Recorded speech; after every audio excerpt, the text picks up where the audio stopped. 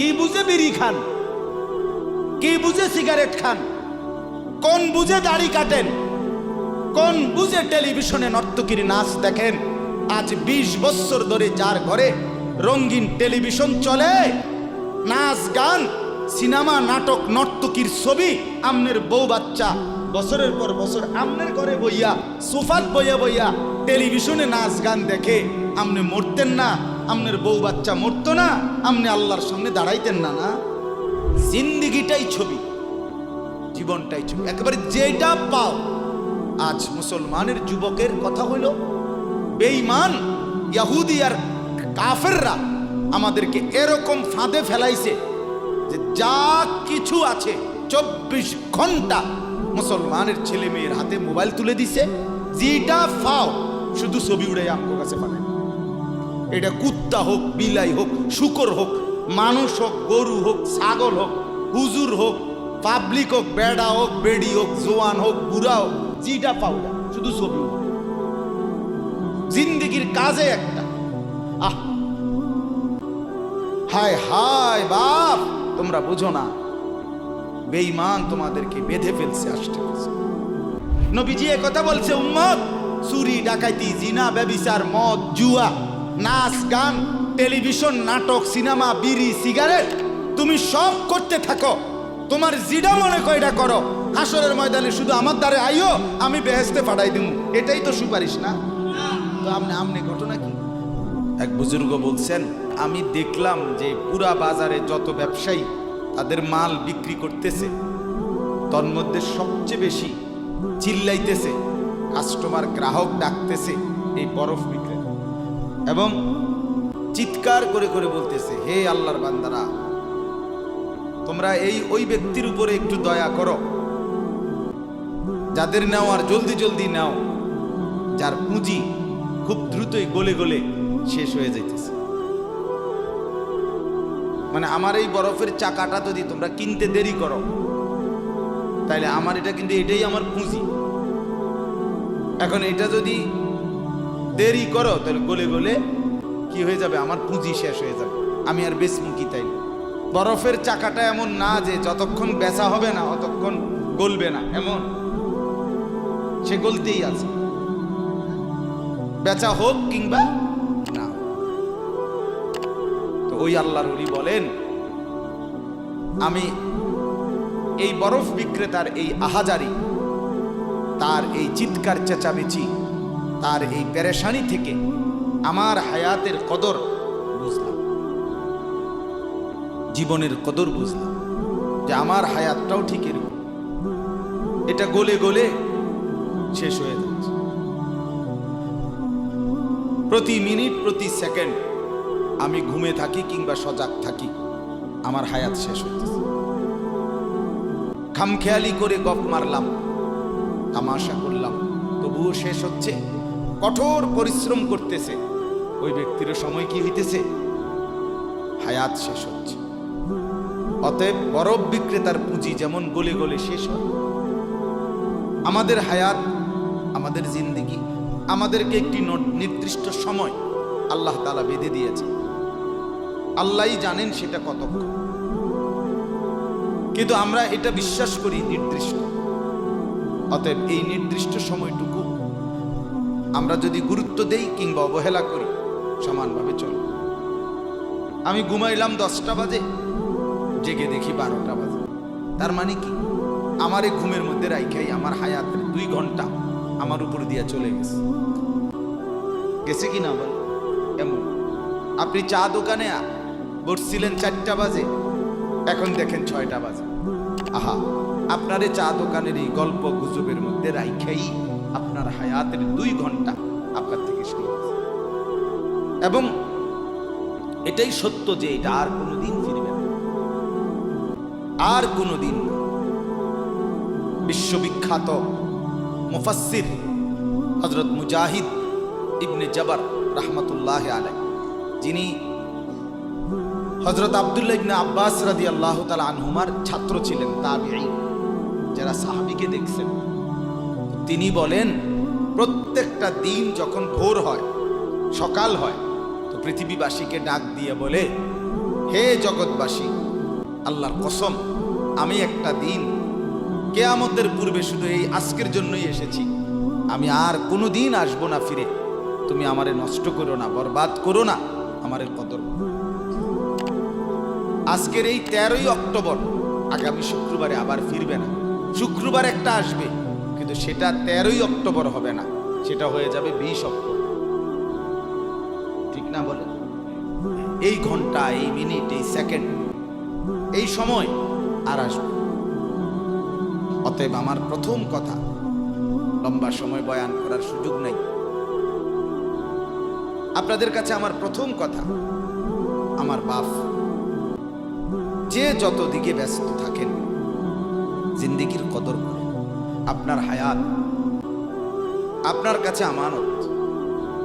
কোরআনুল কারীমের মধ্যে আল্লাহ তাআলা বলেন, ওয়াউরিদু আলা রাব্বিকা সাফফা। এই সূরা কাহফের মধ্যে আমি যে সূরা থেকে পড়ছি, আল্লাহ বলেন তোমাদের প্রত্যেককে হাসরের ময়দানে লাইন ধরিয়ে একজন একজন করে আমি আল্লাহর সামনে এনে দাঁড় করাবো। একজন একজন আমি আল্লাহর মুখোমুখি পেশ করা হবে। লাকাদ জিতুমুনা কামা খালাকনাকুম আউয়ালা মাররা। আল্লাহ তাআলা তখন বলবে, বান্দা কি হলো, মনে কি পড়ে? আল্লাহ বলবেন, বান্দা মনে পড়ে তো যে অবস্থায় দুনিয়া গেছিলা, আজ ঠিক সেই অবস্থায় আমি আল্লাহর সামনে আসলাম। দুনিয়া থেকে যেদিন দুনিয়ায় গেছিলাম মায়ের পেট থেকে, সেদিন একাই গেছিলাম, আজ ঠিক একাই কার কাছে ফিরলাম? বাল জাআমতুম আল্লান নাজআলা লাকুম মাওঈদা। এরপরে আল্লাহ বলবে, তুমি তো মনে মনে ভাবছিলা, যেই ফুর্তি, যেই তামাশা তুমি করতেছিলে দুনিয়ায়, তুমি মনে করছো এমন একটা দিন আসবে না। তুমি ভেবেছিলে মরতে হবে না, হাসরের ময়দান আমি আল্লাহর সামনে আসবে না। আজ তো দেখলাম, আজ চতুর্দিকে তাকিয়ে দেখো, এটা হাসরের ময়দান। আজ দেখো মানুষগুলো কাঁপতেছে, আজ দেখো মানুষগুলো ভয়ে তটস্থ। তাকিয়ে দেখো, ওয়াউদি আল কিতাব ফাতারাল মুজরিমিনা মুশফিকিনা মিম্মা ফি। আল্লাহ বলেন, প্রত্যেককে আমি আল্লাহর সামনে এনে তার আমলনামা তার সামনে রাখা হবে, আর আল্লাহ বলবে, পড়ো, দেখো। প্রত্যেক নাফরমান পাপী নিজের জিন্দেগির গুনাহ আর নাফরমানি দেখে আল্লাহ বলেন কাঁপতে থাকে। মুশফিকিন কাঁপ, ওয়া ইয়াকুলুনা ইয়া ওয়াইলাতানা, আর বলবে, হায় আমার কপাল মন্দ, মালি হাযাল কিতাব। আল্লাহ, এটা কাকে দিয়ে লেখাইলেন? এমন কেমন কিতাব, লা ইউগাদিরু সাগীরাতান ওয়ালা কাবীরাতান ইল্লা আহসাহা। হায় আল্লাহ, আমার জীবনের এক সেকেন্ড, ছোট বড় একটি কর্মকাণ্ড, একটি নিঃশ্বাস এখানে হিসাবের বাহিরে নাই, সব তো এখানে লেখা। আমি পালাবো কিভাবে, আমি বাঁচবো কিভাবে, আমি মুক্তি পাবো কিভাবে? ওয়াজাদু মা আমিলু হাদিরা। আল্লাহ বলে, তোমার জিন্দেগির সব তুমি তোমার আমলনামার মধ্যেই উপস্থিত পাই। ওয়ালা ইয়াজলিমু রাব্বুকা আহাদা। আল্লাহ বলেন, তোমাদের কারো উপরে এক বিন্দু জুলুম হবে, জুলুম হবে না। এজন্য ছেলেদেরকেও বলি, বাপ, খোদার কসম, এই সমবয়সী বন্ধু থাকবে না।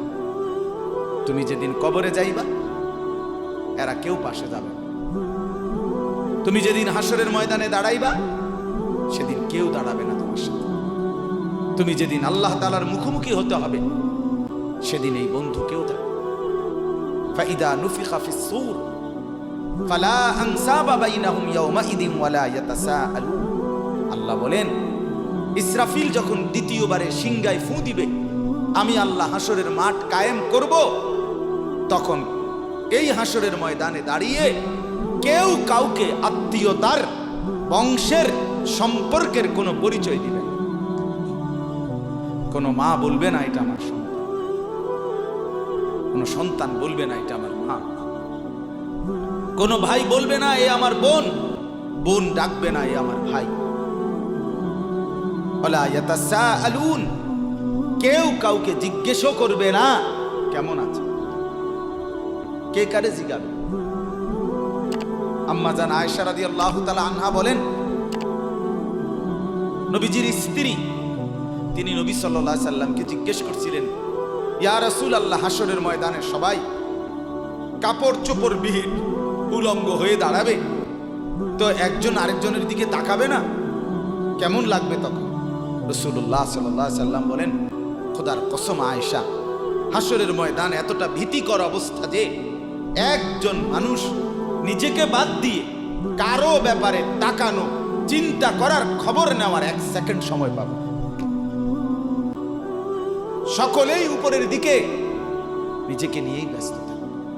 ইয়া রব্বি নাফসি নাফসি, ইয়া রব্বি নাফসি নাফসি, ইয়া রব্বি নাফসি নাফসি। এজন্য বাপ আমার, আপনার হায়াত আপনার কাছে। আপনি যেদিন মরবেন সেদিনও মানুষ ভাত খাবে।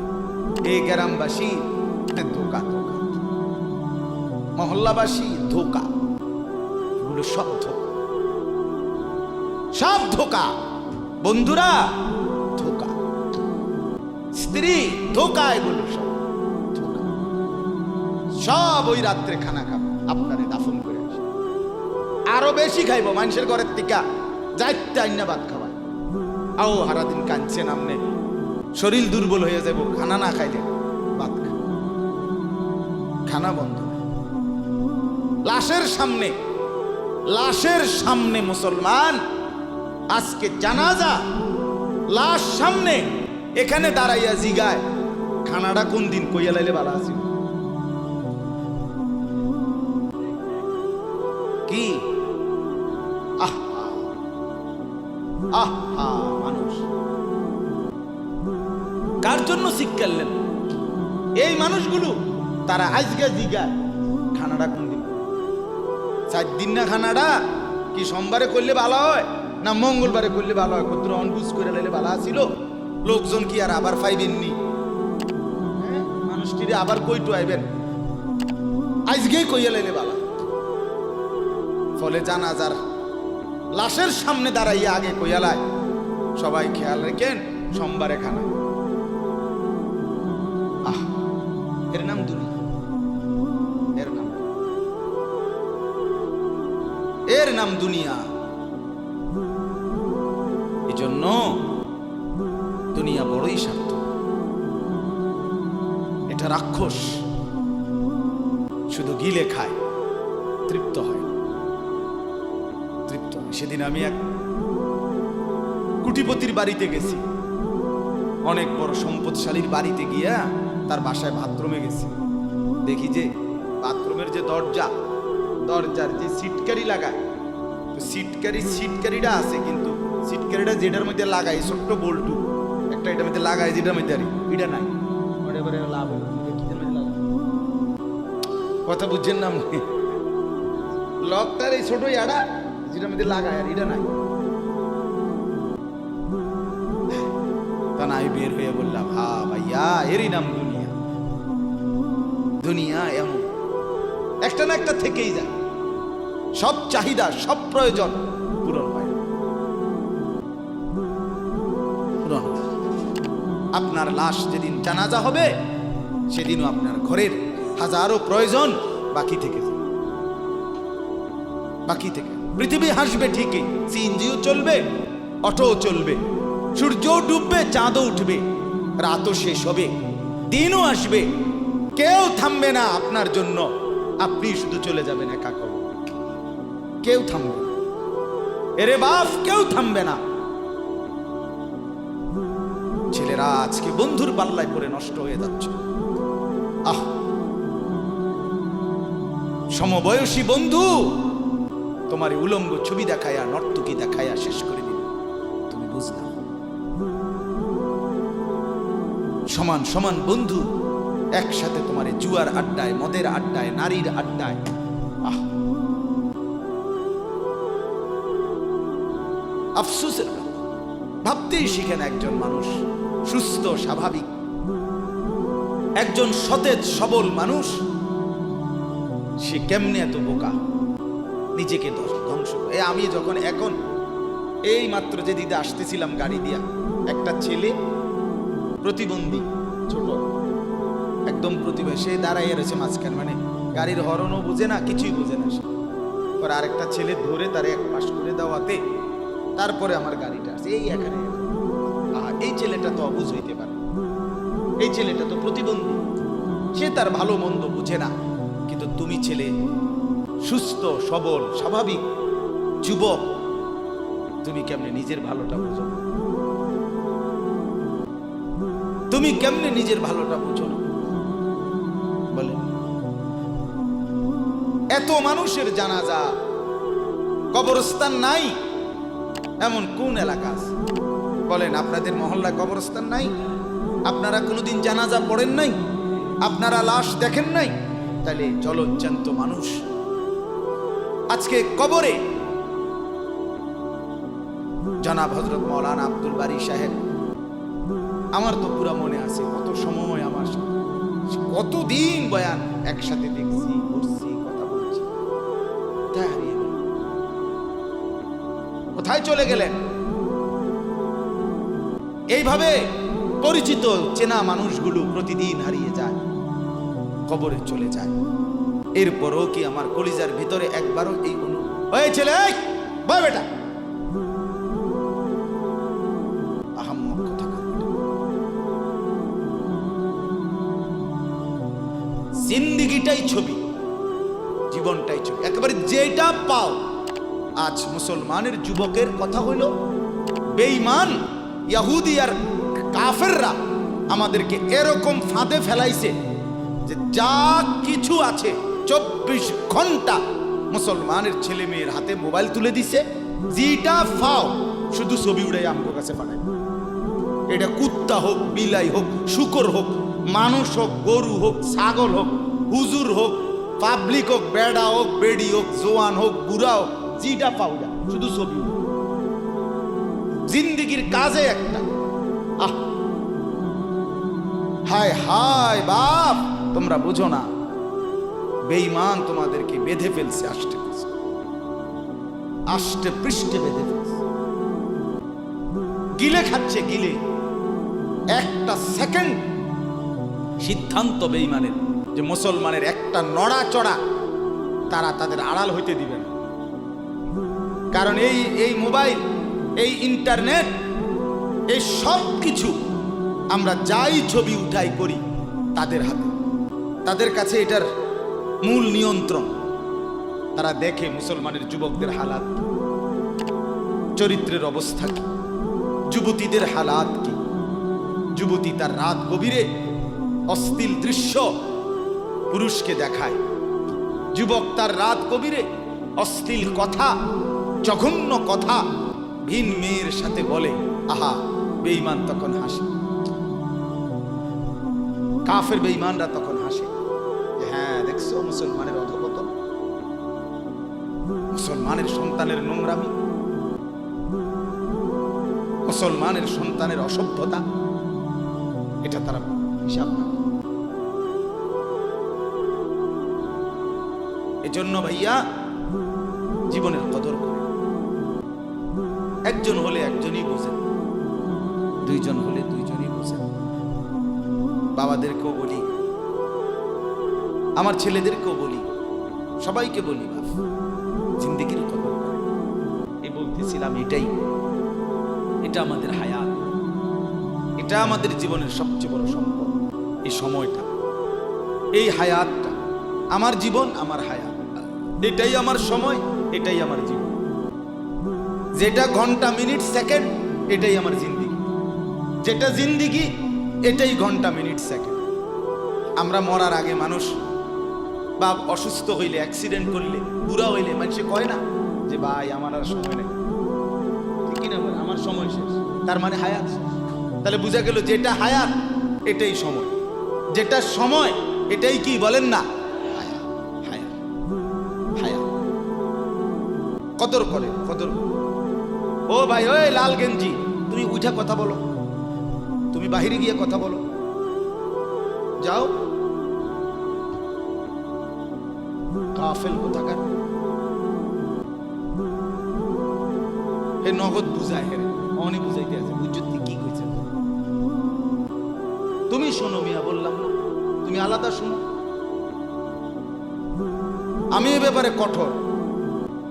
10 মিনিটের জন্য যদি বলি আমার জিন্দেগির সিদ্ধান্ত, গাফেলকে বলবো না, অমনোযোগীকে বলবো না, এটা আমার জিন্দেগির ফয়সালা ইনশাআল্লাহ। সমবয়সী বরবাদ করে দিচ্ছে ছেলেদের কাছে, এক সময় না ভালো হতে দিচ্ছে না। আহ, কোন মা বাপ তার সন্তানকে অসৎ করে গড়ে তোলে নাই। মা তার পেটের থেকে অসৎ সন্তান জন্ম দেয় নাই, পবিত্র সন্তান জন্ম দিয়েছে। মায়ের বুকের পবিত্র দুধ খাওয়াইছিল, দুধ হালাল পবিত্র। মা পবিত্র এক সন্তান জন্ম দিয়েছিল। পরবর্তী এই সমাজ, এই সমবয়সী বন্ধু এই অশ্লীলতার বেহায়াপনার আড্ডা শেষ করে দিয়েছে, শেষ করে দিয়েছে। চল কোথায়? ওইখানে দেখছি 2টা মেয়ে হাঁটতেছে, চল পিছে পিছে হাঁটি, চল।